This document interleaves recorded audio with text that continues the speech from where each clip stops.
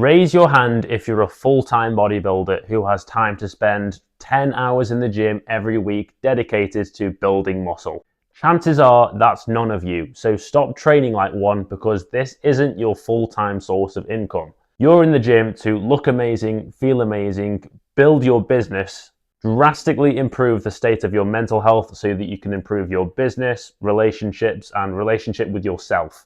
If you're here from my email list or you've been following me for a while, you will be aware of the role of frequency of training, intensity, and volume. But none of these variables matter if they don't revolve around this one core principle. By the end of this, you will understand how often you should be training if you're a beginner and how to use training to boost other areas of your life instead of take away from them. First, let's talk about volume. Volume is formally defined as sets times reps times weight. That's fine to use this definition, but I think it's an outdated and oversimplified principle.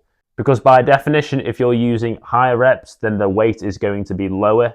I think a more accurate definition is to simply measure the amount of sets that we're doing. Look at volume like a marketing budget. The more you spend doesn't necessarily mean you get a better return. And this is the leading culprit for long workouts that leave you burned out and more often than not injured.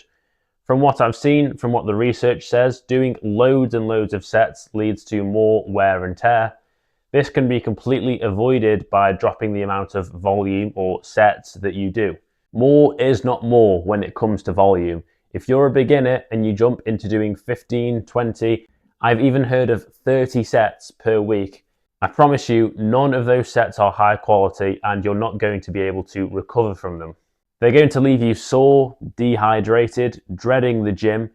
The hours that you spend in the gym are going to be very long and you're going to be forced to use short rest periods. And shorter rest periods negates the quality of the sets because you can't push yourself to the muscular limits that you need to go to grow muscle. High volume training is, generally speaking, for 99% of the population a no-go. If you're not sure where to start when it comes to volume, then no problem at all. I'm going to be going through this on my webinar. If you're seeing this video, then you should already have the invite coming up. Otherwise, I'll leave the link in the description. The next variable we need to discuss is intensity. Whoops.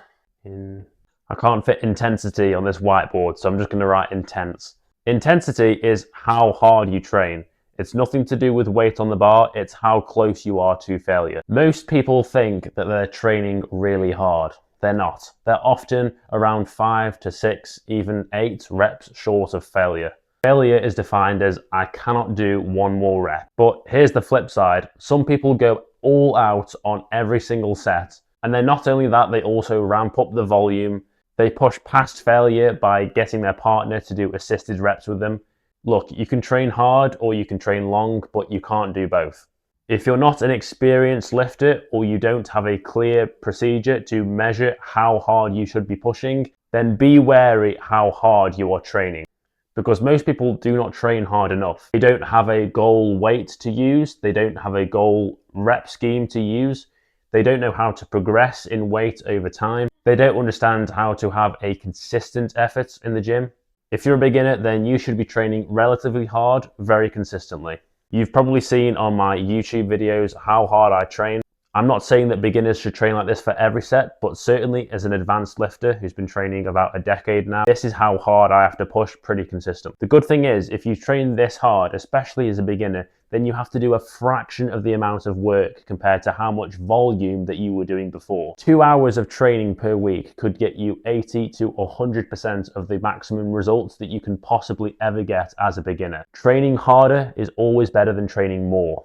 And by the way, rep schemes do not matter much as a beginner. Whether you go quite heavy or light, you will still build muscle. But you can get the benefit of building as much muscle as possible and getting as strong as possible by being around the 5 rep range. If you work with me as a beginner, you know how much I love this rep range, so stick around for the webinar or future videos because I'm going to break this down in the progressive overload part where we go in depth on how to build muscle. The last variable to talk about before going into the core principle is frequency. This is simply how often you train a muscle. How often are you training a muscle in the gym? How many times per week? Do you train your biceps twice a week, once a week, 4 times a week? What is the optimal frequency? Well, the good news as a beginner, this doesn't seem to matter too much. But if you're around the 2 to 3 times per week threshold, this does seem to be the sweet spot, especially for things like legs, because you can grow a load of muscle very quickly and still recover as a beginner. A very popular split that beginners fall into the trap of using is the bro split. Monday chest, Tuesday back, Wednesday shoulders,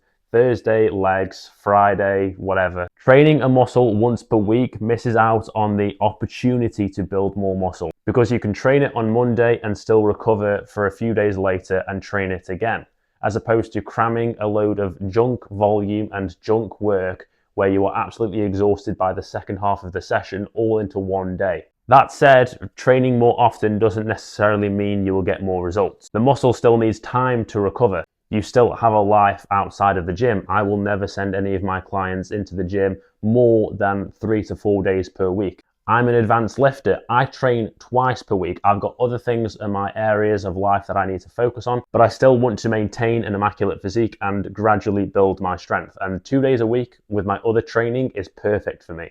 Guys, you do not need to treat the gym like your second home. You do not need to be in there daily, doing endless workouts, endless exercises, 6 days per week. Forget all that. I would say that beginners focus too much on this and volume and don't focus enough on intensity. The core principle that beginner trainees miss out on is progress. It doesn't matter how often you train. It doesn't matter how easy or hard you train.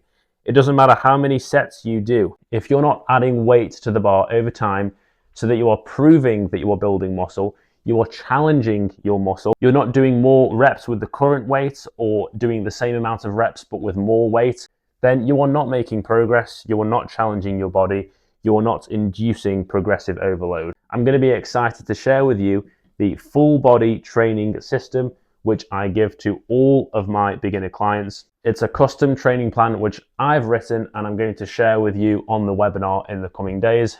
If you've already missed it, by the way, then DM me on Instagram. I might be able to get it to you that way.